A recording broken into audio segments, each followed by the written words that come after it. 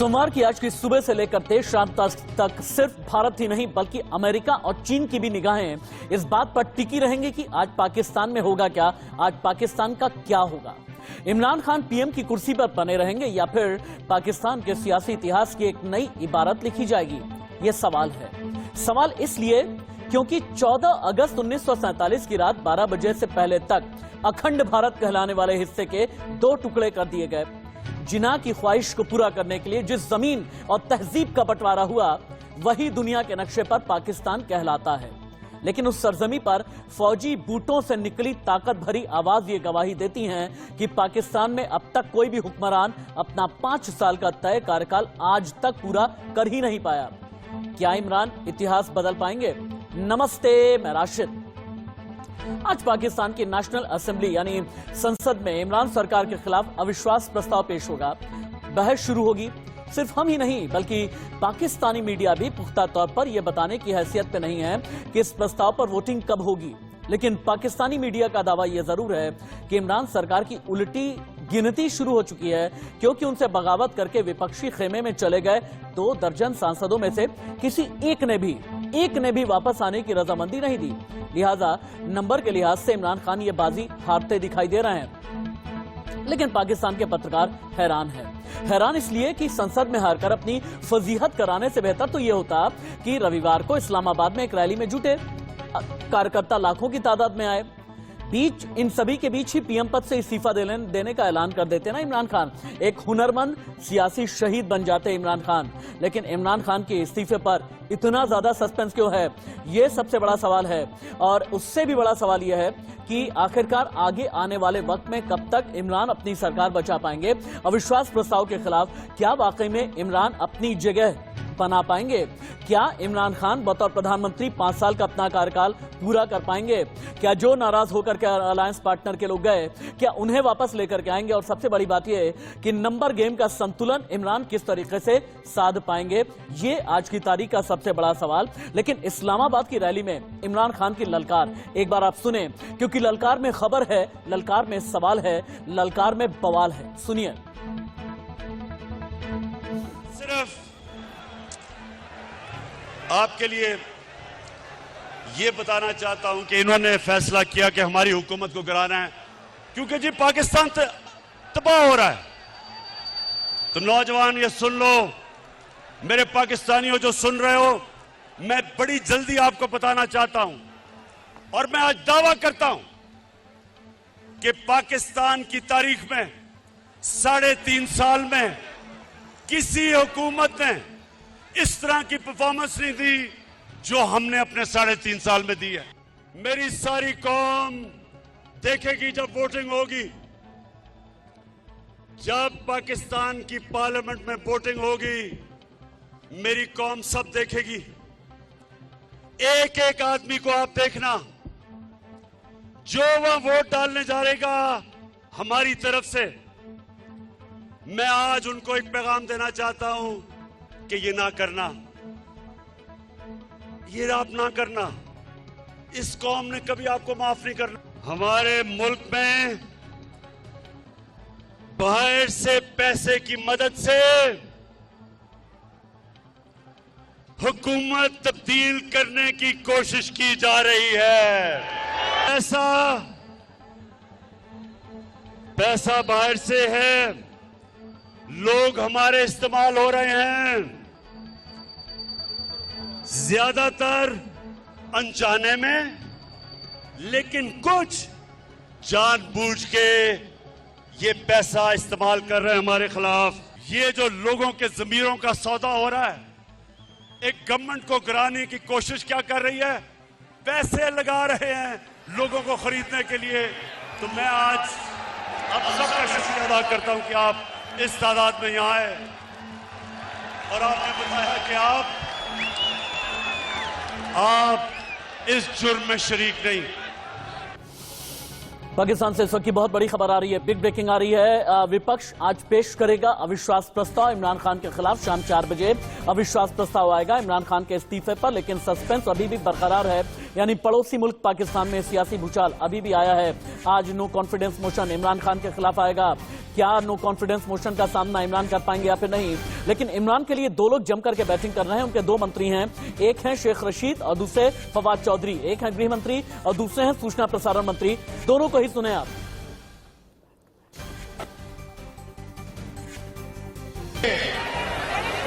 ये कौम आपसे मुतालबा करती है।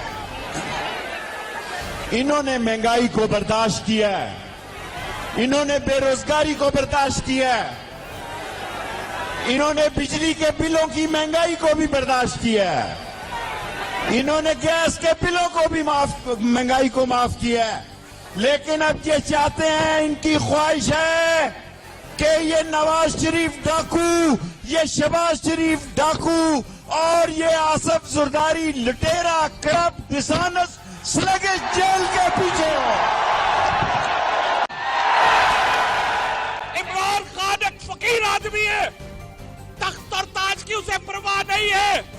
वो अगर आज खड़ा है, आज मुस्लिम उम्मा की जरूरत बनकर खड़ा है, आज इमरान खान पाकिस्तान की जरूरत बनकर खड़ा है, आज इमरान खान आपकी जरूरत बनकर खड़ा है, मेरी जरूरत बनकर खड़ा है, हर माँ की जरूरत है, हर बाप की जरूरत है, हर बच्चे की जरूरत है, हर बूढ़ी की जरूरत है, हर जवान की जरूरत है। हम डिबेट को ओपन करेंगे। इमरान खान आखिरकार कब तक फेस सेविंग करते रहेंगे? इमरान खान अपनी सरकार बचाने के लिए क्या क्या करने वाले हैं? और अगर पाकिस्तान में इतनी ज्यादा इंस्टेबिलिटी है तो फिर इसका हिंदुस्तान पर आने वाले दिनों में क्या असर होगा? दो पाकिस्तानी पत्रकार थोड़ी देर के बाद में मेरे साथ में जुड़ने वाले हैं। अदनान हैदर जी पत्रकार हैं पाकिस्तान के, मेरे साथ में जुड़ चुके हैं। राणा अली जुहेब जो सीनियर जर्नलिस्ट पाकिस्तान, थोड़ी देर में जुड़ने वाले हैं। लेफ्टिनेंट जनरल रिटायर्ड राज कादियान, पूर्व आर्मी डिप्टी चीफ मेरे साथ में हैं। ब्रिगेडियर रिटायर्ड राज भूटानी, फॉरेन पॉलिसी एक्सपर्ट हैं आप। मेजर रिटायर्ड मोहम्मद अली शाह, रक्षा विशेषज्ञ भी मेरे साथ में जुड़े हुए हैं। अदनान भाई, सबसे पहले तो a very warm welcome, a very good morning, have a very good day, greetings of the day. लेकिन पाकिस्तान के लिए ग्रीटिंग्स ऑफ द डे शायद मैं नहीं कह पाऊंगा, क्योंकि आज बहुत ही चैलेंजिंग टास्क शायद मुमकिन है कि प्रधानमंत्री आपके वजीर आजम इमरान खान के लिए रहेगा।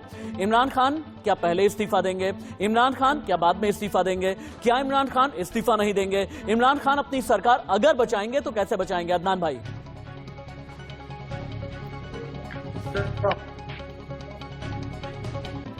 अदनान हैदर जी, मुझे सुन पा रहे हैं आप? अदनान जी, चलिए अदनान हैदर तक हमारी आवाज शायद जा नहीं पा रही है। लेफ्टिनेंट जनरल पाकिस्तानी वो लेट नहीं आ रहा तो आपकी आवाज ठीक तरीके से सुन नहीं पा रहा हूं मैं। अदनान भाई, आपकी आवाज आ नहीं रही है। मैं लेफ्टिनेंट जनरल राज कादियान के पास में जाता हूं। पूर्व आर्मी डिप्टी चीफ हैं आप। लेफ्टिनेंट जनरल राज कादियान, आपको क्या लगता है कि इमरान अपनी सरकार बचाने के लिए किस हद तक जाएंगे? क्या इमरान की सरकार बच पाएगी अभी जितने भी मौजूदा पॉलिटिकल डेवलपमेंट्स हैं पाकिस्तान में? वैसे तो पॉलिटिक्स में कभी भी कुछ हो सकता है, लेकिन जो हालात की रीडिंग इंडिकेट करती है कि शायद इमरान अपनी सरकार को नहीं बचा पाए। वजह ये नहीं है कि कुछ उनके लेजिस्लेटर भी चले गए या कुछ अपोजिशन पार्टी उनके खिलाफ वोट डालेंगी, बट उनका जो मेन सपोर्टर है पाकिस्तान की आर्मी, वो नहीं चाहते कि वो बने रहें। उन्होंने 2018 में इनको सिलेक्ट किया, इनको तो बार बार कहा गया कि इलेक्टेड नहीं सिलेक्टेड थे। इनको एक एजेंडा दिया था और मदद भी की थी पूरा करने में, लेकिन इमरान खान उस एजेंडा को पूरा नहीं कर पाए। ठीक है। आज के दिन पाकिस्तान की इकोनॉमी तो बिल्कुल ही डोलटम्स में है, फॉरेन पॉलिसी। लेकिन लेफ्टिनेंट जनरल इमरान खान तो जम करके गरज भी रहे हैं, इमरान खान तो बरस भी रहे हैं, इमरान खान ये भी कह रहे हैं कि मैं इस्तीफा नहीं दूंगा। इमरान खान असर्टिव भी बने हुए हैं, उनकी फील्डिंग करने के लिए, उनके लिए बैटिंग करने के लिए शेख रशीद भी आते हैं, फवाद चौधरी भी आते हैं, न जाने कितने मंत्री, परवेज खट्टक भी हैं जो चारों तरफ से चक्रव्यूह का सामना करने के लिए, बैटिंग करने के लिए तैयार हैं। ये कौन सा कॉन्फिडेंस है जो इमरान खान के लिए बोल रहा है? देखिए, आज के दिन पाकिस्तान के प्रेसिडेंट इमरान खान के नॉमिनी हैं, वहाँ के जो स्पीकर हैं असेंबली के वो उनके हक वाले हैं, तो इस प्रोसीजर को डिले किया जा सकता है। हो सकता है वो कोर्ट में भी घसीट के ले जाएं, लेकिन इसका अंजाम बदलना। लेकिन सुप्रीम कोर्ट से तो झटका मिला ही मिला है, लेकिन सुप्रीम कोर्ट से तो झटका मिला ही है। अदनान भाई के पास में चलते हैं। अदनान भाई, क्या इमरान अपनी सरकार बचा पाएंगे? कुर्सी बचेगी या जाएगी? आज क्या होने वाला है? अदनान भाई सुन पा रहे हैं आप मुझे? चलिए, अदनान हैदर के साथ में कुछ कनेक्टिविटी इशू आ रहा है। बाकी गेस्ट के पास में हम चलते हैं। मेजर रिटायर्ड मोहम्मद अली शाह मेरे साथ में हैं।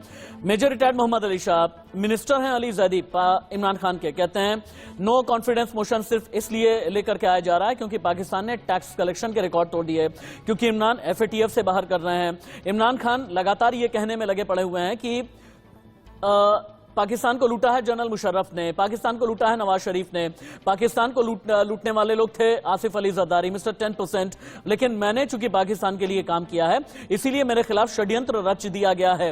लेकिन मेरा एक सवाल है, तब जबकि इमरान खान का साथ छोड़ करके 39 MPs साथ छोड़ करके जा चुके हैं, तो क्या इमरान की बुनियाद अभी भी मजबूत है?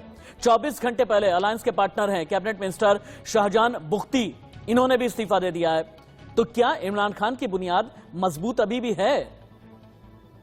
राशिद भाई, आपका बड़ा अच्छा सवाल है और मैं ये कहूंगा, देखिए मेरे को बस आप केवल 1 मिनट देगा, इंटरप्ट मत करेगा प्लीज। देखिए पाकिस्तान में एक प्रधानमंत्री थे जुल्फिकर अली भुट्टो साहब, जो कि बहुत पावरफुल हो गए थे, जो कि बहुत पॉपुलर हो गए थे, पूरा पाकिस्तान उनको डैडी के नाम से कहा करता था, ठीक है। उनको पावर में कौन लेकर आया था? पाकिस्तान की मिलिट्री लेकर आई थी। जनरल अयूब खान साहब उनको लेकर आए थे। नवाज शरीफ साहब जो कि प्रधानमंत्री रह चुके थे पाकिस्तान के, सन 1983 में वो फाइनेंस मिनिस्टर थे पंजाब प्रोविंस के पाकिस्तान से, उनको पावर में कौन लेकर आया था? जनरल जियाउल हक, पाकिस्तान की मिलिट्री। आप दोनों के हशर देखिए आप इतिहास में जाके। जनरल ये जुल्फिकर अली भुट्टो को फांसी लगा दी थी, उनको एग्जीक्यूट कर दिया था पाकिस्तान की मिलिट्री ने एक हाई कोर्ट ऑर्डर के तहत, उसको लीगल तौर पे करने के लिए। और नवाज शरीफ की हाल देख रहे हैं आप, वो आज की तारीख में पाकिस्तान, उनको मिलिट्री ने ही वहां से भगाया था और अपनी टर्म कंप्लीट करे बगैर। अगर पाकिस्तान की हिस्ट्री निकाले तो कोई भी प्रधानमंत्री वहां पे आज तक अपनी पूरी सत्ता कंप्लीट नहीं कर पाया है।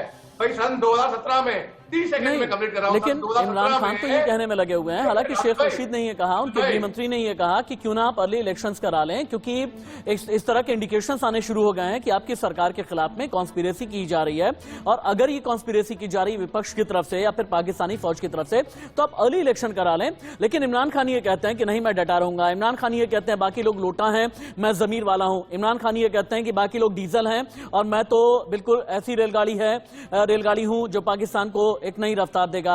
इमरान खान ये कहते हैं कि मैं ही पाकिस्तान को आगे लेकर के जाऊंगा। इमरान खान ये कहते हैं डीजल की कीमत मैंने कम की है। इमरान खान ये कहते हैं कि FATF से बाहर ले जाने की कोशिश मैंने की है। इमरान खान ये कहते हैं कि टैक्स कलेक्शन का रिकॉर्ड मैंने बनाया है।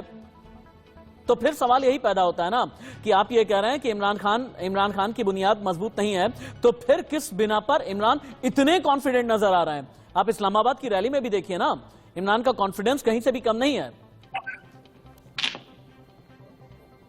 मेजर मुझसे नहीं, मेजर शाह से मेरा ही सवाल है। जी राशिद भाई, बात ऐसी है, अब मैं 2017 में जब इमरान खान पावर में आए थे, अदनान हैदर भाई यहाँ बैठे हैं, वो पक्का पाकिस्तान से इत्तेफाक रखेंगे। अदनान भाई के साथ में कनेक्टिविटी इशू बहुत आ रहा है। टीम PCR, क्या अदनान भाई से मैं बात कर सकता हूँ? PCR टीम, क्या मैं अदनान जी से बात कर सकता हूँ? सुनिए 2017 में जब इमरान खान साहब जब पावर में आए थे तो सारे पाकिस्तानी भाइयों ने ठीक है। मेजर एक सेकंड के लिए रुक जाएं। अदनान हैदर मेरे साथ में जुड़ गए हैं, पाकिस्तानी सीनियर जर्नलिस्ट हैं। अदनान भाई, आज शाम में क्या होने वाला है? क्या सरकार बचेगी या गिर जाएगी? अदनान भाई, आज शाम में कुछ नहीं होने वाला। आज शाम जब टेबल होगी और स्पीकर के पास एजेंडा जाएगा तो स्पीकर उस पर डिबेट के लिए बोलेगा। अब स्पीकर के पास कॉन्स्टिट्यूशनल राइट है कि उस पर 3 दिन से लेकर 7 दिन तक डिबेट करा सकता है। मगर मतलब आज अगर डिबेट शुरू होगी तो 5 दिन इस हफ्ते का सेशन होगा और 3 दिन अगले हफ्ते का सेशन होगा, तो अगले वेडनेसडे तक बात जाएगी। आज ही वोटिंग नहीं हो जाएगी। और दूसरी बात, आप कह रहे हैं कि इमरान खान इस्तीफा देगा। इमरान खान ने इस्तीफा देना होता तो कल के जलसे से पहले ही वो इस्तीफा दे चुका होता।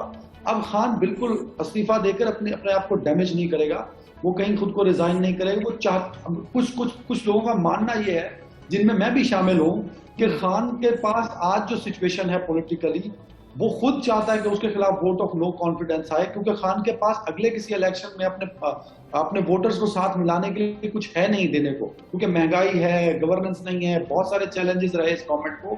तो अगर वोट ऑफ नो कॉन्फिडेंस के जरिए गवर्नमेंट चली जाती है, तो कल की खान ने एक कागज निकाला और उसमें कहा कि देखें मेरे खिलाफ जो है वो साजिश हुई थी, मेरे पास उसका एक सबूत है। तो उन्होंने अपने वोटर्स को ये बताया है कि जो बैरूनी ताकतें हैं वो इमरान खान साहब को वजीर आजम नहीं देखना चाहती, तो उनकी वजह से। और उन्होंने ये भी कहा कि अपोजिशन में मौलाना फजलुर रहमान, आसिफ जरदारी, नवाज शरीफ और शहबाज शरीफ और बिलावल को अरबों डॉलर दिए गए हैं, अरबों रुपए दिए गए हैं। अदनान भाई ये भी कहा, इमरान खान ने ये भी कहा कि 3 चूहे पिछले 30 सालों से पाकिस्तान को लूट रहे थे। अच्छा हाँ, मतलब देखो ये एक पॉलिटिकल स्टंट है, पॉलिटिकल ब्लेम गेम हो सकता है। ये तो इंडिया में भी होता है, ये अमेरिका में भी होता है, ये यूरोप में भी होता है कि एक पॉलिटिकल लीडर दूसरे पॉलिटिकल लीडर पर इल्जाम लगाता है। लेकिन सवाल ये है, हम भी खान साहब से पूछते हैं जब उनसे मिलते हैं, खान साहब आपने कहा नवाज शरीफ चोर है, डाकू है, जरदारी चोर है, आपके पास गवर्नमेंट थी, आपके पास इदारे थे, आपके पास इंटेलिजेंस थी, आपने 3 सालों में एक भी केस नहीं है जो इन पर साबित किया हो। तो वो भी इसका जवाब देते हैं कि सारा सिस्टम जो है वो इनके कंट्रोल में, मेरे कंट्रोल में कुछ नहीं है, हम कुछ नहीं कर सकते, इसको और 20 साल लेंगे। तो ये सिर्फ उनका एक इल्जाम है, साबित वो नहीं कर सके। कल तक वो अपोजिशन में थे, इल्जाम लगाते थे, अब वो हुकूमत में बैठ के भी सिर्फ इल्जाम लगाते हैं। तो ये क्वेश्चन मार्क है खान के ऊपर कि इसको साबित क्यों नहीं कर सकते वो। ब्रिगेडियर रिटायर्ड राज भूटानी, चूंकि आप फॉरेन पॉलिसी एक्सपर्ट हैं, अगर इमरान की सरकार रहती है तो फिर हिंदुस्तान के लिहाज से ये किन मायनों में खास है, और अगर इमरान की सरकार नहीं रहती और कोई और अगर हुक्मरान आ जाता है, ये हुक्मरान सो कॉल्ड जमहूरी सरकार वाला आता है या फिर फौजी सरकार वाला अगर आता है, तो पाकिस्तान के लिहाज, हिंदुस्तान के लिहाज से आप किस नजरिए से देखेंगे? ऐसा है कि ये कह देना कि इमरान रह जाता है या इमरान की जगह कोई और आ जाता है, तो पाकिस्तान की जो हिस्ट्री है 1947 से लेकर आज तक, इस हिस्ट्री के अंदर कोई भी प्राइम मिनिस्टर अपने तरीके से गवर्नमेंट नहीं चलाता रहा है। ठीक है, उसको आर्मी की हमेशा जरूरत रही है और अभी भी यही हाल है। अगर इमरान साहब रहते हैं तो मेरा पॉइंट ये है कि पिछले अदनान भाई, जो ब्रिगेडियर भूटानी जो बात कह रहे हैं, आर्मी जो है, आर्मी जमहूरी सरकार की आपके यहाँ जरूरी है या मजबूरी है? मेरे ख्याल में वो जरूरी है और किसी हद तक मजबूरी भी है। देखो, मैं 3 दिन से आपके शो में बैठ के बात कर रहा हूँ कि पाकिस्तान में जो आप इंडिया आर्मी को पाकिस्तानी पॉलिटिक्स के साथ मिला देते हैं, वो एक मजबूरी है, वो हमारे सेटअप की मजबूरी है। देखिए, आज भी पाकिस्तान के अंदर कई तरह के मिलिट्री ऑपरेशंस हो रहे हैं टेररिज्म के खिलाफ। आज भी अफगानिस्तान का बॉर्डर सिक्योर नहीं है, आज भी ईरान का बॉर्डर सिक्योर नहीं है। तो पाकिस्तान के अंदर बड़े चैलेंजेस हैं। मैंने कल भी बोला था कि दुनिया की बड़ी टेररिस्ट ऑर्गेनाइजेशन। आपको लगता नहीं अदनान भाई, हालांकि आप शायद और ज्यादा बेहतर बता पाएंगे क्योंकि आप सिटीजन भी हैं पाकिस्तान के और आप एक सीनियर जर्नलिस्ट भी हैं और आप हर एक इदारे के बारे में आप अच्छे तरीके से जानते हैं वहां पर पाकिस्तान में। आपको लगता नहीं, आपने बहुत ईमानदारी से कहा तो कि मजबूरी भी है फौज और जरूरी भी है, और आपका ये कहना है कि मजबूरी इसलिए है क्योंकि चारों तरफ टेररिस्ट आउटफिट से पाकिस्तान की सरजमी घिरी हुई है, ये आपने कहा, और खासतौर से अफगानिस्तान की तरफ। लेकिन इन्हें पालने पोसने का काम अपने वक्त और सहूलियत के हिसाब से करता कौन है? फौज ही तो करती है ना। यार हाशमी, देखें, मैं आपको एक बात बताऊं, आप हर दफा कह देते हैं, आपने टीवी पे पेशावर देखा है ना, मैंने अपनी आंखों से देखा है। मैं 3 घंटे बाद मैंने वहां माओ को रोते हुए देखा है जिनके मासूम बच्चे मार दिए गए। यार, इतने जालिम हम नहीं हो सकते। पिछले 4 दिन पहले, 2-3 हफ्ते पहले पेशावर में एक दाइश ने ब्लास्ट किया मस्जिद के अंदर, 70 लोग उसमें शहीद हो गया। उनकी लाशों को मैंने मेरे घर के बाहर मुल्तान में एक ब्लास्ट हुआ था 2013 में, मैंने अपनी आंखों, मैं उस ब्लास्ट में मौजूद था यार। मेरे ऊपर चीथड़े गिर रहे थे यार। मतलब हम क्या ये अपने लिए पालते हैं? ऐसा नहीं है। जिस कॉन्टेक्स्ट में आप जोड़ रहे हैं वो कॉन्टेक्स्ट कुछ और है। आप भी नहीं चाहेंगे कि आपके मासूम बच्चों और मासूम शहरियों को यूं दहशतगर्दी का निशाना बना दिया। हम भी नहीं चाहते यार। मेरे 15 से 16 हजार फौजी जिन्होंने पाकिस्तान आर्मी का यूनिफॉर्म पहना था वो मार दिए दहशतगर्दों ने। तो क्या मैंने भेजे थे कि मेरे फौजियों को मारो? ऐसा नहीं होता। जिस कॉन्टेक्स्ट में आप बात करें, या कॉन्टेक्स्ट बदल लीजिए या सवाल बदल लीजिए मेरे दोस्त। आपका सवाल कुछ और होगा, नहीं जानते हैं। सुनिए ना अदनान भाई, मुझे आपकी फिक्र है। देखिए, पत्रकार की हैसियत से आप मेरी बिरादरी के हैं, अब सुनिए ना अदनान भाई, मेरी बात सुनिए। मुझे आपकी फिक्र है, आपकी फैमिली की फिक्र है, पाकिस्तान की मासूम आवाम की फिक्र है, तभी मैं ये बात कह रहा हूं। 1947 से लेकर के आज तक अगर आपके यहाँ टेररिज्म है तो मेरी फिक्र होगी। फिक्र इसलिए होगी क्योंकि पड़ोस में मैं हूं, पड़ोस में हिंदुस्तान है और झेलना बहुत बार हमें पड़ता है अगर वहां से एक्सपोर्ट होता है। मैं ये नहीं कह रहा हूं अदनान भाई कि आप करते हैं, मैं ये भी नहीं कह रहा हूं कि इमरान खान करते हैं, लेकिन जो लोग करते हैं उन पर लगाम तो लगनी चाहिए ना। टेररिज्म हमने भी झेला है, टेररिज्म का न जाने कितना नेचर हमने भी झेला है, लेकिन हमने उस पर लगाम लगाई है। हमने अलग अलग दशकों में अलग अलग वक्त पर हमने लगाम लगाई है। जितने भी रेडिकल्स रहे या जितने भी एक्सट्रीमिस्ट रहे, हमने बहुत ही विल पावर के साथ में लगाम लगाई है और वहां पर विल पावर नजर नहीं आती। तभी मेरा ये सवाल होता है अदनान भाई। तो एक एग्जांपल दीजिए हाशमी साहब के अलकायदा जैसी, दाइश जैसी, टीटीपी जैसी एक भी दुनिया की लीथल ऑर्गेनाइजेशन है दाइश, दुनिया की सबसे बड़ी लीथल ऑर्गेनाइजेशन है अलकायदा, उनसे हमने फाइट की है मेरे भाई, आपने नहीं की। लेकिन ये भी तो देखे ना अदनान भाई, एबटाबाद में ओसामा बिन लादेन को बिठाया किसने? एबटाबाद में ओसामा बिन लादेन को बिठाया किसने? ये भी तो पूरी दुनिया ने देखा ना। खैर हम शायद अलग ट्रैक पर चले जाएंगे, इस पर कभी और बात कर लेंगे, क्योंकि राना अली जुहैब भी हमारे साथ में जुड़ गए हैं, सीनियर जर्नलिस्ट हैं पाकिस्तान के। राना साहब आपके कोलीग हैं अदनान भाई। अदनान भाई का ये कहना है कि इमरान खान की सरकार, उन्हें ऐसा लगता है कि इमरान की सरकार नहीं जाएगी, इमरान इस्तीफा भी नहीं देंगे और इमरान अपनी सरकार बचा ले जाएंगे। लेकिन मेरा अच्छा, इस्तीफा नहीं देंगे, इस्तीफा नहीं देंगे, डिबेट के लिए साथ इस्तीफा नहीं देंगे, ठीक है। 6-7 दिन लगेंगे कॉन्स्टिट्यूशन के हिसाब से, अगर नो कॉन्फिडेंस मोशन आता भी है तो। ये अदनान भाई का कहना है। आपकी एनालिसिस क्या है? इमरान कितने घंटे के मेहमान हैं? इमरान कितने दिन के मेहमान हैं? इमरान क्या जाएंगे? अगर जाएंगे तो कुर्सी पर कौन आएगा? राना अली जुहैब।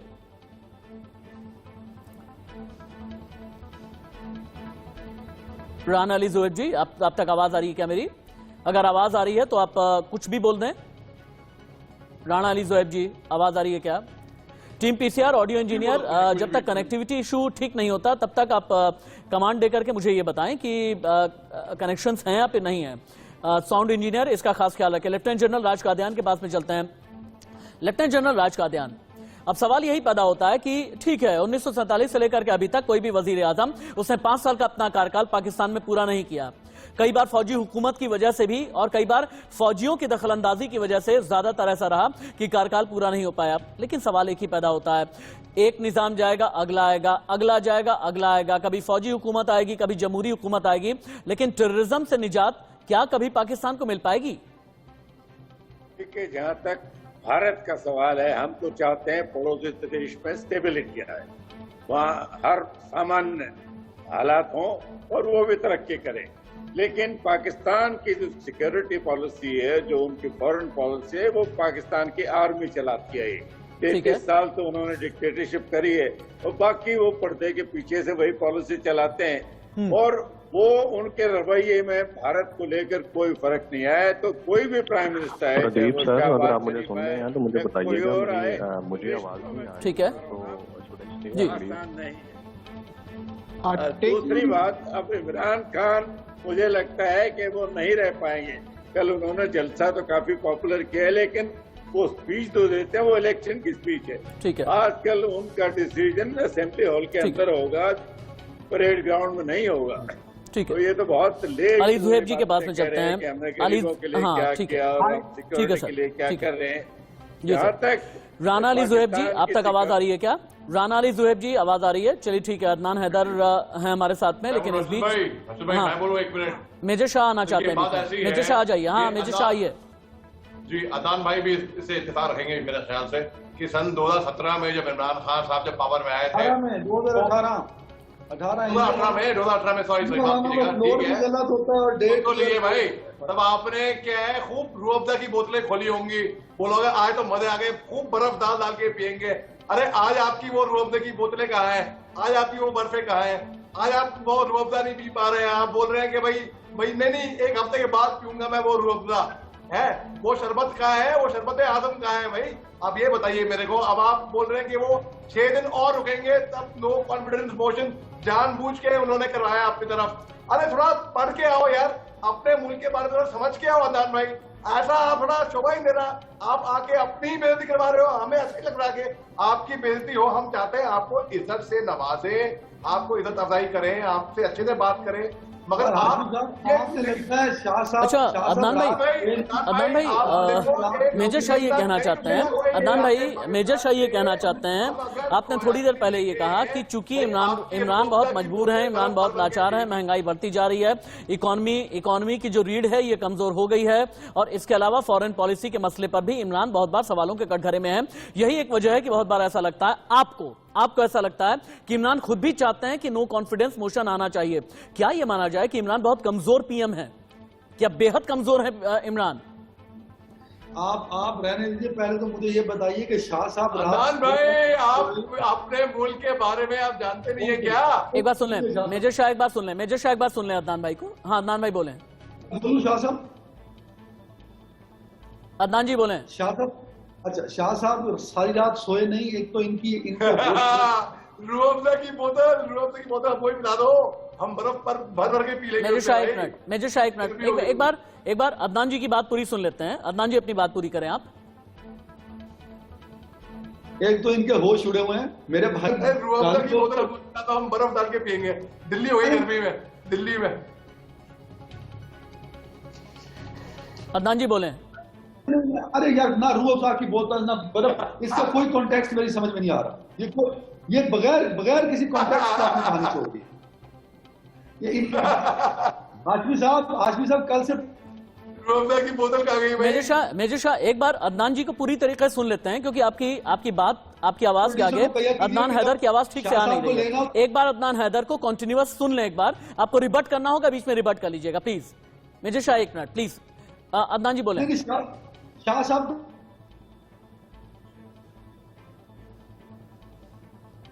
अदनान हैदर बोल सकते हैं आप? अदनान हैदर जी अब तक आवाज आ रही है क्या? चलिए ठीक है, हम बाकी नेटवर्क इशूज बहुत ज्यादा हैं, एक काम कर लेते हैं, आगे हम हेडलाइंस ले लेते हैं। हेडलाइंस के बाद इस डिबेट को आगे बढ़ाएंगे। डिबेट को जब आगे बढ़ाएंगे तो फिर मेरा एक और भी सवाल होगा, इमरान खान के बाद जो भी आएगा क्या वो फौज की पपेट यानी कठपुतली के तौर पर ही काम करेगा? जैसे आईएसआई हेड को लेकर, आईएसआई चीफ को लेकर इमरान खान और बाजवा में ठन गई, क्या गारंटी है कि आगे ऐसा नहीं होगा? और उससे भी बड़ी बात यह कि अगर नवाज शरीफ की फैमिली से कोई आता है, अगर मरियम नवाज, शाहबाज शरीफ में से कोई आता है, स्टेबल होंगे या फिर नहीं? और अगर बिलावल भुट्टो आते हैं तो वो स्टेबल होंगे या फिर नहीं? और इनका इतिहास क्या कहता है? आगे बढ़ें उससे पहले हेडलाइंस। इमरान खान के खिलाफ आज शाम 4 बजे आने वाला है अविश्वास प्रस्ताव। नो कॉन्फिडेंस मोशन का क्या सामना इमरान कर पाएंगे या नहीं? कुल एमपीज हैं 342, 172 है मेजॉरिटी नंबर, 179 वोट थे इमरान के पास शुरुआत में जब सरकार बनाई है। 6 छोटी छोटी पार्टीज इमरान खान को सपोर्ट कर रही हैं। सवाल यह है इमरान अपनी कुर्सी बचा पाएंगे या नहीं, और इमरान को कितने लोगों ने घेर रखा है? इमरान को घेरने वालों में बिलावल भुट्टो, मरियम नवाज, शाहबाज शरीफ, इन तीनों ने इमरान खान पर कितने तीखे तीर चलाए हैं? एक बार सुने आप। अक्सरियत खो चुका है, उसका हुकूमत खत्म हो गया है, अब जमहूरी तरीका उसके पास नहीं है जीतने का। इमरान खान अपना शिकस्त देखते हुए मैं ये बार बार कहता आ रहा हूँ कि उसने ये फिलॉसफी अपनाया है कि अगर मुझे नहीं खेलने देंगे मैं किसी को नहीं खेलने दूंगा। इस हारा हुआ शख्स की साजिश को कामयाब नहीं होने देंगे। ये जो इमरजेंसी के धमकियां हैं, ये जो पार्लियामान लॉजेस पे हमला हुआ, सिंध हाउस पे हमला हुआ, these are all signs of a desperate man. अगर पाकिस्तान में कोई डीजल कहलाने का हकदार है, उसका क्या नाम है? इमरान खान। डीजल जितना आज महंगा है, कभी महंगा हुआ? तो फिर डीजल कौन? आवाज नहीं आई। डीजल कौन? झूठा कौन? नौसरबाज कौन? बदजुबान कौन? बदतमीज कौन? मुनाफिक कौन? रोटी चोर कौन? इमरान नियाजी के बदतरीन दौर में आम आदमी और गरीब आदमी के साथ जालिमाना रवैया एक सच है। मेरे बुजुर्गों, भाई और बहनों, उठो, इस हुकूमत का सियासी और आईनी तरीके से खात्मा करके पाकिस्तान के 22 करोड़ अवाम का मुस्तकबिल बचा लें। Lieutenant general Raj Kadian, major retired Mohammad Ali Shah, brigadier retired Raj Bhutani, Rana Ali Juhaib, Adnan Haider, ये सभी मेरे साथ में जुड़े हैं। राणा अली जुहैब जी, हालांकि बहुत देर से मैं आपके साथ कनेक्ट होने की कोशिश कर रहा था, लेकिन कुछ नेटवर्क इश्यूज आ रहे थे। अब मेरा सवाल यह है कि इमरान खान की अगर कुर्सी गई, अगला जो भी आएगा, क्या वो फौज की कठपुतली यानी पपेट ही रहेगा या कुछ बदलने भी वाला है? सन 47 से लेकर के अभी तक कुछ बदला तो नहीं है, लेकिन अब कुछ बदलेगा या फिर नहीं बदलेगा?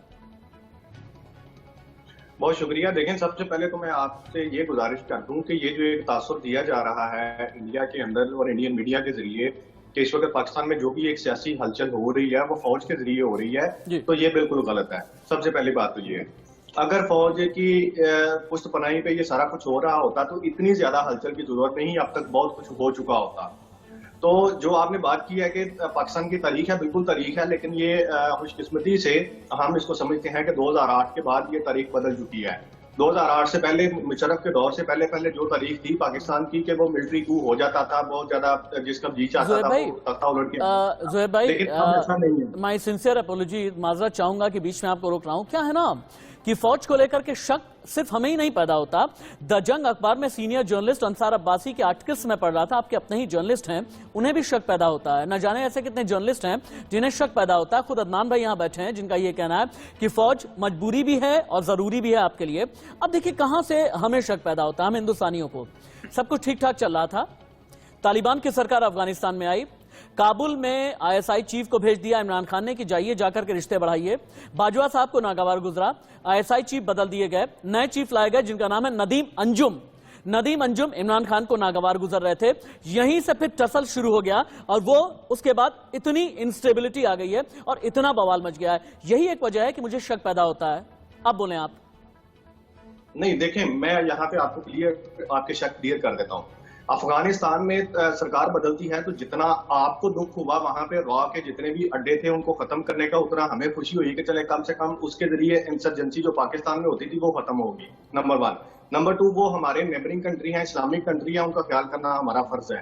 नंबर 3, जो आपने आईएसआई चीफ और आर्मी चीफ का बात की, तो इन दोनों की तकर्री का जो एक वो है ताकत है या जो एक कहने के आईनी कानूनी हक है वो वज़ीर आज़म के पास है। अगर मेरे पास एक चीज है, मैं कानूनी तौर पे उसको हायर करने का मैं हकदार हूं, तो फिर मुझे कोई डिक्टेट करेगा तो डेफिनेटली मुझे उस पर गुस्सा आएगा। वो मेरी स्वाबदीद है, मेरे पास 3 से 4 नाम आएंगे तो वो मैं सोचूंगा कि मैंने किसको ओके करना है और किसको नहीं करना। तो इसलिए इमरान खान साहब अगर कहीं पे इन नामों पे जिनका आपने जिक्र किया है, अगर वो कहीं पे अटकी हैं तो इसका मतलब ये हरगिज नहीं है कि कोई उनको जबरदस्ती उसके अंदर घसीट रहा है। नहीं, वो जो अपना फैसला इंडिपेंडेंटली करना चाहते हैं वो करते हैं और वो आज तक करते आ रहे हैं। अच्छा, मुझे ये बता दें आप कि आईएसआई चीफ की आपके यहाँ जो भी नियुक्ति होती है, उन्हें जो भी पोस्ट वगैरह दी जाती है, उसके रूल रेगुलेशन क्या है, थोड़ा सा मुझे बताएं आप। कहीं पर यानी पीएम का कोई दखल नहीं होता, आपका कॉन्स्टिट्यूशन यही कहता है? नहीं, ऐसा नहीं होता है। हमारे यहाँ ये होता है कि जो आईएसआई का नया चीफ जो अपॉइंट करना होता है उसके लिए 2 से 3 नाम जो है वो दिए जाते हैं प्राइम मिनिस्टर इमरान खान साहब, जो भी सिटिंग प्राइम मिनिस्टर। अब आप सुने आप ज़ुहैब साहब, अब आप सुने। अगर पीएम को नाम दिए जाते हैं और अगर पीएम को ये हुकूक है पीएम के पास में कि ठीक है मैं नाम पर फैसला कर सकता हूं, और पीएम कहीं पर वीटो लगा देता है या फिर पीएम को ये कोई नाम नापसंद होता है, तो फिर अपनी बात कहने में क्या हर्ज है? फिर तो ये डिक्टेटरशिप नहीं हुई ना, फिर तो ये आर्मी डिक्टेटरशिप हो गई। नहीं, मेरी बात नहीं। गुजारिश ये है कि जो नाम उनको दिए जाते हैं ना, जो लिस्ट, कम से कम 3 नाम दिए जाते हैं, अब आईएसआई चीफ के लिए भी और उसके बाद आर्मी चीफ के लिए भी। उसके बाद इन तीनों को पीएम, जो सिटिंग पीएम होता है, उसकी स्वाबदीद है कि वो किसी को इंटरव्यू करना चाहे तो वो कर सकते हैं, अदरवाइज वो कोई भी नाम जो है वो उसको फाइनल कर सकते हैं। तो ये एक हमारे यहाँ एक रवायत है, एक तरीकेकार है जिसके जरिए ये 2 सीटें जो हैं उसको देखती हैं, क्योंकि जो आईएसआई चीफ है वो पीएम को डायरेक्टली जवाबदेह होता है और उसको जवाब देता है। तो इसलिए इन नाम की सिलेक्शन पे मुझे नहीं लगता कि किसी को कोई एतराज भी होना चाहिए या कहीं बहुत ही ब्रीफ में आप ये बताएं, इमरान जाएंगे या बचेंगे? फिर मैं बाकियों के पास जाऊं। इमरान जाएंगे या बचेंगे? नहीं, इमरान खान साहब अभी तक तो हमें जो नजर आ रहा है वो तो नहीं जाने वाले हैं। बचेंगे तो कैसे बचेंगे? अब सवाल ये पैदा होता है, बचेंगे तो कैसे बचेंगे? उसके लिए सुप्रीम कोर्ट के अंदर जो प्रेसिडेंशियल रेफरेंस दायर है, जब तक उसका नहीं, फैसला नंबर नहीं की आता, बात कर तब रहा हूं तक मैं नंबर्स की बात कर रहा हूं, मैं नंबर्स की बात कर रहा हूं। सुप्रीम कोर्ट से तो झटका लग गया 3 दिन पहले। मैं नंबर्स की बात कर रहा हूं। अलायंस में MQMP है, अलायंस में PMLQ है, अलायंस में बलूचिस्तान अवामी पार्टी है। हाँ सर, आप सभी को रोकना पड़ रहा है, आप सभी को रोकना पड़ रहा है, सभी को रोकना पड़ रहा है। यूपी के CM Yogi Adityanath India news पर अभी लाइव हैं, सीधे रुक कर लेते हैं।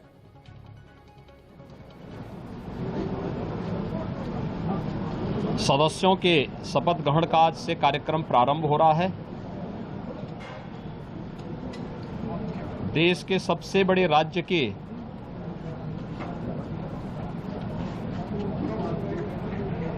विधानसभा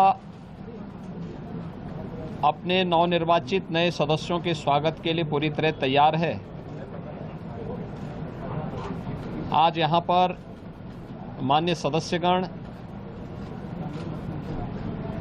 शपथ लेकर के संविधान के अनुरूप उत्तर प्रदेश के समग्र विकास में अपने योगदान को आगे बढ़ाने का एक संकल्प भी लेंगे। मैं इस अवसर पर सभी नवनिर्वाचित सदस्यों का हृदय से स्वागत करता हूं और मुझे पूरा विश्वास है कि सदन की मर्यादा, परंपरा का पालन करते हुए सदन की कार्रवाई को शांतिपूर्ण ढंग से आगे बढ़ाने और आने वाले समय में उत्तर प्रदेश के समग्र विकास में सभी माननीय सदस्यगण रुचि लेकर के उसे आगे बढ़ाने का कार्य करेंगे।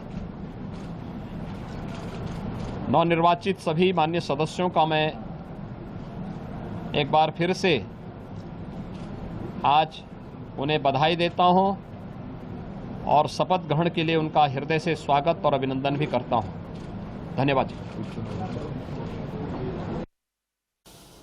यूपी के सीएम योगी आदित्यनाथ को सुन रहे थे आप। वापस हम अपनी डिबेट में आते हैं। डिबेट हम पाकिस्तान पर कर रहे हैं। डिबेट हम इस बात पर कर रहे हैं कि अविश्वास प्रस्ताव यानी नो कॉन्फिडेंस मोशन का सामना किस तरीके से आखिरकार इमरान खान कर पाएंगे। मैं ब्रिगेडियर रिटायर्ड राज भूटानी के पास में जाना चाहता हूं। ब्रिगेडियर रिटायर्ड राज भूटानी, क्या होता है ना कि कहीं पर भी अगर जमहूरी सरकार यानी डेमोक्रेटिक गवर्नमेंट को चलना होता है तो फिर इस जमहूरी सरकार का एक नेचर होता है। इसमें जमहूरियत के अलग अलग पिलर्स होते हैं। इन पिलर्स के हिसाब से जमहूरियत चला करती है। लेकिन 47 से लेकर के अभी तक जो सो कॉल्ड जमहूरियत यानी लोकतांत्रिक सरकार पाकिस्तान में चली है, इसमें बड़ी कमजोरी सी रही है। क्या आपको लगता नहीं कि नेचर ऑफ डेमोक्रेसी में पाकिस्तान को चेंज करने की जरूरत है? इसके लिए विल पावर की जरूरत है, इसके लिए रेडिकल चेंजेस की जरूरत है। Very very good point. देखिए, मेरा व्यू इस प्रकार है कि अगर दो नेबर्स के अंदर कोई अच्छा रिलेशनशिप या भाईचारा ठीक है बनाना हो तो उसके लिए जो कंडीशंस हैं वो कंड्यूसिव होनी चाहिए।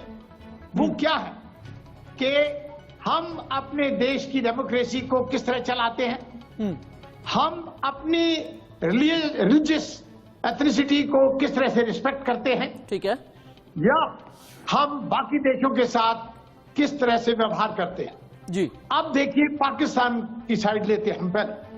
अब 47 से लेकर आज दिन तक 1958 में मेजर जनरल इस्कंदर मिर्जा से लेकर 1999 तक परवेज मुशर्रफ जी ने, हमने सिर्फ सीरीज ऑफ कूज देखा है और परवेज मुशर्रफ जी भी 2008 तक राज करते रहे और कहीं भी ऐसा मौका नहीं आया जहां वो पाकिस्तान के अंदर अपनी डेमोक्रेटिक इंस्टीट्यूशंस और सोशल सिक्योरिटी की इंस्टीट्यूशंस को कुछ जड़ दे सके, दैट इज उनको पक्का कर सके।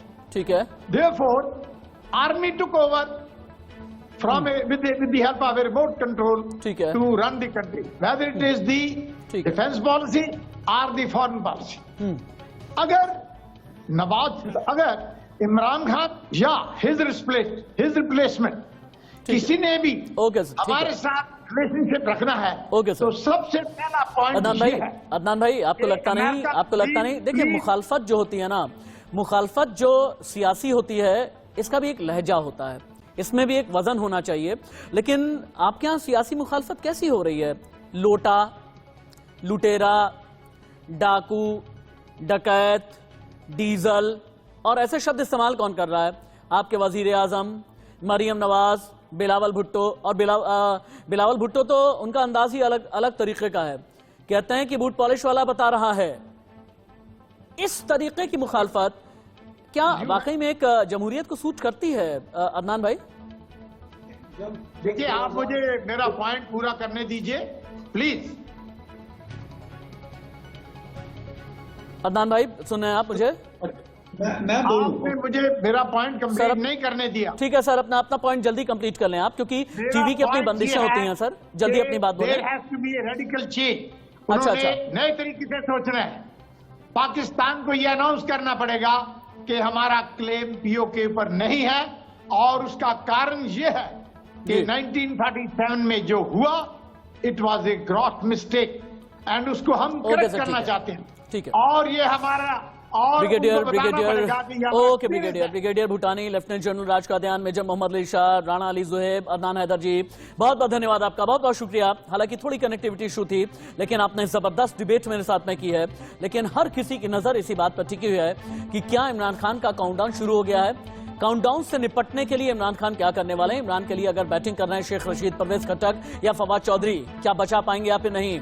पूरी दुनिया की नजर आज की तारीख में इसी बात पर टिकी है। बड़ी खबर पर इंडिया न्यूज की नजर बनी रहेगी। एक ब्रेक।